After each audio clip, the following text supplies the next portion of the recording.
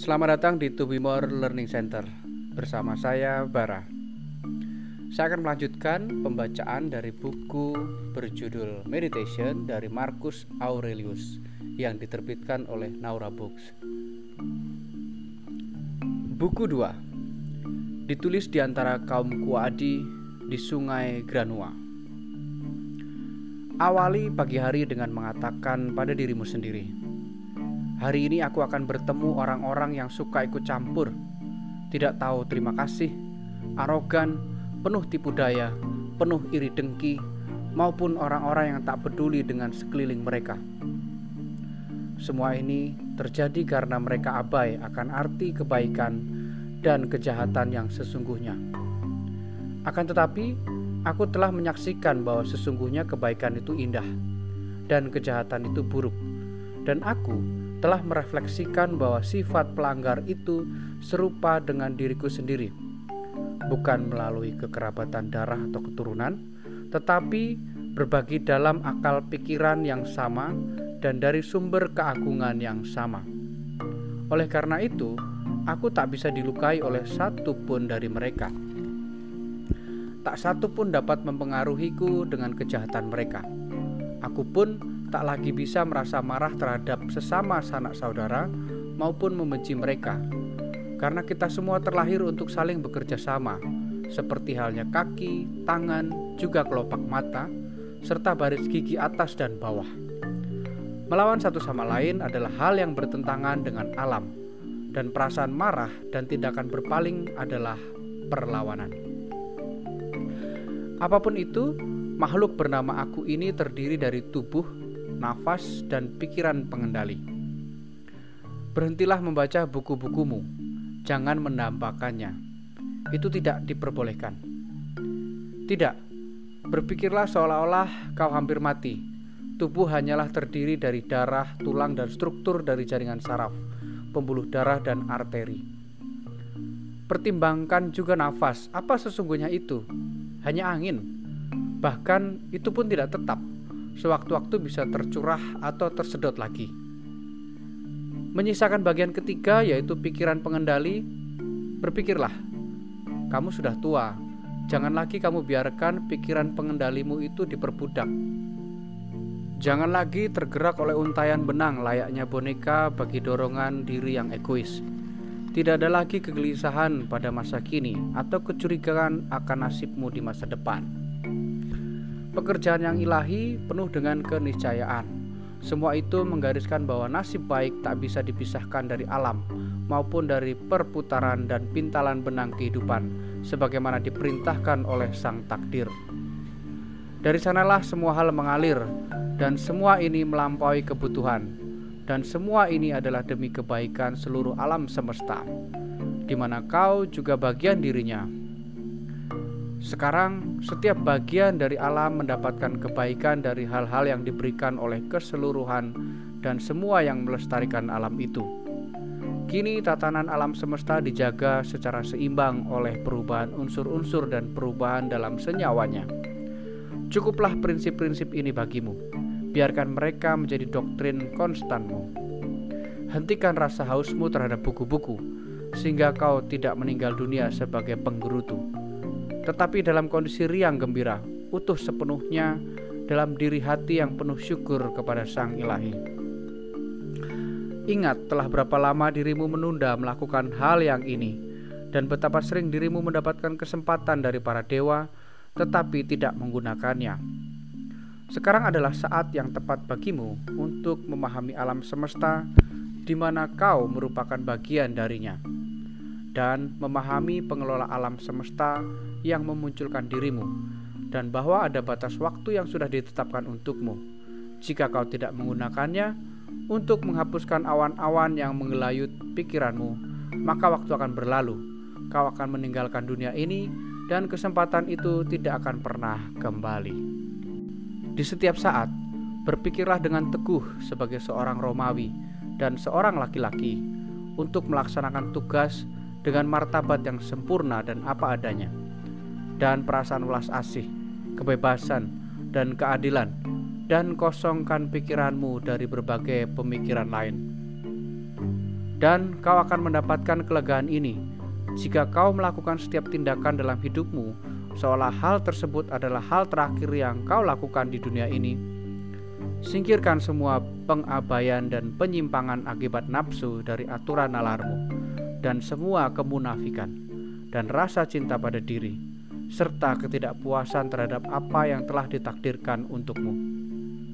Kau paham betapa sedikit hal yang perlu dikuasai seseorang, dan untuk menjalani hidup yang mengalir dalam ketenangan mengikuti jalan yang diberikan Sang Ilahi, karena para dewa dalam menjalankan peran mereka tak akan mengharapkan apapun dari manusia yang telah menaati hal-hal ini. Menyakiti diri sendiri, oh jiwaku, kau melakukan perbuatan yang menyakiti diri sendiri, dan kau tidak lagi punya kesempatan untuk menghormati dirimu sendiri. Hidup setiap manusia hanyalah sesaat, dan hidupmu ini nyaris berakhir, sekalipun kau masih tidak dapat menunjukkan rasa hormat kepada dirimu sendiri dengan membiarkan kebahagiaanmu tergantung pada jiwa orang lain. Apakah hal-hal eksternal di sekitarmu cenderung memecah konsentrasimu?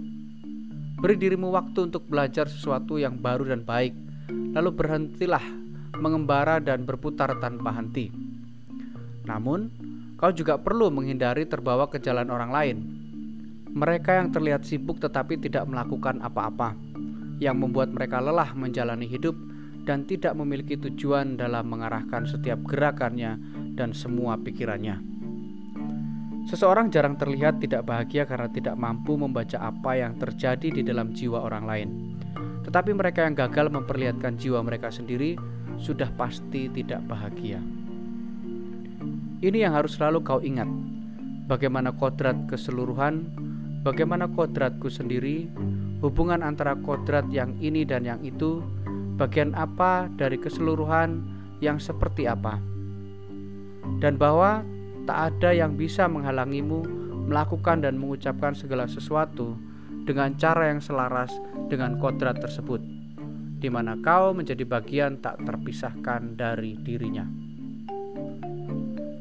Theophrastus saat membandingkan antara satu perilaku buruk dengan lainnya, perbandingan seperti ini merupakan sesuatu yang umum dilakukan oleh umat manusia, mengungkapkan, sebagaimana seorang filsuf sejati, bahwa pelanggaran moral yang dilakukan atas nama nafsu lebih tinggi bobot kesalahannya dibandingkan dengan pelanggaran-pelanggaran yang dilakukan karena tergerak oleh kemarahan. Hal ini karena mereka yang tergerak akibat rasa marah tampaknya terlepas dari nalar, karena adanya rasa sakit tertentu dan pertentangan yang ada di bawah sadarnya. Sedangkan siapapun yang melanggar akibat adanya nafsu berada dalam kondisi dikuasai oleh kesenangan, terkesan memiliki sikap tak mampu mengendalikan diri dan lebih lemah dalam pelanggaran yang ia lakukan. Oleh karena itu, dengan cara menimbang akar masalah dengan filsafat, ia mampu mengatakan bahwa pelanggaran yang dilakukan sebagai akibat dari kenikmatan lebih tinggi kesalahannya dibandingkan pelanggaran yang disebabkan karena berakar pada rasa sakit. Dan secara keseluruhan dapat dipahami bahwa seseorang yang sebelumnya diperlakukan dengan salah dipaksa menjadi marah akibat rasa sakit di dalam dirinya, sementara yang lain digerakkan oleh dorongannya sendiri untuk melakukan hal yang salah, terbawa untuk melakukan kesalahan tersebut karena hawa nafsu. Karena kau bisa saja meninggalkan hidup saat ini juga, aturlah segala hal yang kau lakukan dan pikirkan dengan baik. Namun, kepergian dari dunia manusia bukanlah hal yang perlu kita takuti jika memang para dewa ada, karena para dewa tidak akan membiarkan kita tergelincir ke dalam kerugian apapun. Tetapi apabila ternyata para dewa tidak ada, atau apabila mereka tak ambil pusing dengan urusan-urusan manusia, apa manfaatnya bagiku menjalani hidup di alam semesta yang hampa akan para dewa atau tanpa keniscayaan? Namun, sesungguhnya mereka memang ada dan mereka peduli pada urusan-urusan manusia, dan mereka pun memberikan segala upaya kekuatan manusia untuk menghindarinya terjerumus ke dalam kerugian yang hakiki. Dan jika ada hal lain yang memang sungguh merugikan, mereka pasti juga akan memberikan kekuatan untuk menghadapinya, sehingga manusia mampu menghindar agar tak jatuh ke dalamnya. Jika suatu hal membuat kondisi manusia lebih buruk, bagaimana hal itu dapat membuat hidupnya menjadi lebih buruk? Tidak mungkin kodrat dari keseluruhan mengabaikan hal ini karena ketidaktahuan, atau karena memiliki pengetahuan tetapi tidak punya kuasa untuk melindungi diri atau mengkoreksi hal-hal tersebut. Tak mungkin kesalahan yang terjadi begitu besar, sehingga sekalipun ia ingin memiliki kekuatan atau keterampilan untuk bisa menghindarinya, hal baik dan hal buruk tetap terjadi tanpa pandang bulu pada orang baik maupun orang jahat. Namun, kematian adalah hal yang pasti. Demikian juga kehidupan, ketenaran dan aib, rasa sakit dan kenikmatan, kekayaan dan kemiskinan. Semua hal tersebut sama-sama terjadi pada orang baik maupun jahat. Dan mengalami hal tersebut tidak membuat kita lebih baik ataupun lebih buruk. Dalam keduanya juga kita melekat kebaikan atau kejahatan. Begitu cepat semua hal menghilang dari alam semesta. Tubuh kita sendiri hilang dalam dunia materi ini. Ingatan akan tubuh kita pun hilang ditelan waktu. Kodrat dari semua objek terkait indera manusia, utamanya yang mudah terpikat dengan pancingan kenikmatan atau gentar oleh rasa sakit, atau sibuk dengan riuh rendah ketenaran yang segera menguap lenyap. Mereka semua sungguh tak bernilai. Betapa hina, jelek, mudah rusak, dan mati. Ini adalah hal-hal yang perlu dipertimbangkan oleh kemampuan intelektual kita. Dan pertimbangan lebih lanjut, siapakah mereka, orang-orang yang penilaian atau suaranya telah memberikan atau menyangkal harga diri? Apa itu kematian? Jika seseorang melihat kematian itu sendiri dan memiliki kemampuan berpikir yang baik untuk melepaskan gambaran tentang kematian, ia akan menyimpulkan bahwa kematian tidak lebih dari fungsi alam. Dan apabila ada yang merasa takut dengan cara kerja alam, maka ia tak jauh berbeda dengan seorang anak kecil. Dan kematian bukan hanya fungsi alam, tetapi juga sesuatu yang membantu alam mencapai tujuannya. Amati juga bagaimana manusia mendekat kepada Sang Ilahi, dengan bagian apa dari wujudnya, dan ketika bagian dari dirinya itu dalam sifat seperti apa. Tak ada yang lebih menyedihkan dari melihat orang yang telah melintasi segalanya, berputar-putar seperti kata pindar, menggali jauh ke perut bumi, dan mencari penjelasan dengan menduga-duga apa yang ada di pikiran para tetangganya, tanpa menalar bahwa sebenarnya yang perlu ia lakukan hanyalah berhadapan dengan suara hati yang ada di dalam dirinya, kemudian menghormatinya dengan sepenuh hati. Penghormatan pada suara hati tersebut adalah untuk menjaga kemurniannya agar tak terkontaminasi oleh nafsu, hal sepele dan rasa tidak puas terhadap segala sesuatu yang datang dari para dewa maupun manusia. Semua yang datang dari para dewa layak diganjar dengan pemujaan karena kesempurnaannya, dan yang datangnya dari manusia layak dilihat dengan penuh kasih sayang karena adanya persaudaraan sesama umat manusia. Dan terkadang dalam kondisi tertentu, bahkan hal-hal yang dibuat oleh manusia dapat menggerakkan rasa iba karena pengabaian mereka terhadap kebaikan dan kejahatan. Kekurangan ini bukan hal yang lebih ringan ketimbang sesuatu yang menyebabkan kita kehilangan kemampuan untuk membedakan hitam dan putih. Sekalipun kita harus ditakdirkan menjalani hidup selama 3.000 tahun, bahkan sampai 30.000 tahun, ingatlah senantiasa bahwa tak seorang pun yang kehilangan kehidupan selain yang ia jalani, ataupun menjalani kehidupan selain yang hilang darinya. Dengan kata lain, kehidupan yang panjang dan yang terpendek semuanya membawa kesimpulan yang sama. Momen masa kini sama untuk semua, walaupun apa-apa yang hilang itu tidak semuanya sama. Maka apapun yang hilang hanyalah sebuah momen. Tidak ada yang akan pernah kehilangan masa lalu maupun masa depan. Jika seseorang tidak memiliki sesuatu, bagaimana ia bisa kehilangan sesuatu yang tak pernah ia miliki itu? Jadi selalu ingat dua hal ini. Pertama, bahwa semua hal yang datang dari keabadian itu seperti wujud-wujud, dan semua akan kembali membentuk lingkaran kehidupan. dan tak ada perbedaan apakah seseorang akan melihat hal yang sama selama 100 atau 200 tahun atau sampai waktu yang tak terbatas. Dan yang kedua, orang yang memiliki umur terpanjang maupun orang yang akan segera meninggal, keduanya mengalami kehilangan yang sama. Hanya masa kini saja yang bisa dirampas dari diri seseorang, jika benar hanya ini satu-satunya yang ia miliki, dan bahwa seseorang tak bisa kehilangan sesuatu yang tak pernah ia miliki. Ingatlah bahwa semua adalah opini. Apa yang dikatakan oleh Monimus, filsuf sinis, sudah jelas. Dan manfaat dari perkataan-perkataannya tersebut juga jelas, jika seseorang mengambil intinya sejauh yang ia pahami sebagai kebenaran. Jiwa seorang manusia melukai dirinya sendiri. Pertama dan terutama ketika ia menjadi abses, bertumbuh sejauh mungkin secara terpisah, semacam tumor tumbuh di dalam alam semesta. Karena membenci apapun yang terjadi adalah tindakan memisahkan diri dan memberontak dari alam, di mana semua yang terjadi ada di dalamnya. Kedua, jiwa dapat melukai dirinya sendiri apabila ia berpaling dari manusia lain, atau bahkan bergerak ke arahnya dengan tujuan untuk melukai, seperti yang terjadi pada jiwa orang-orang yang diliputi rasa marah. Ketiga, jiwa melukai dirinya sendiri ketika ia menyerah pada kenikmatan atau kesakitan. Keempat, ketika jiwa tersebut terlibat dalam dan melakukan atau mengucapkan hal-hal yang tidak tulus dan salah.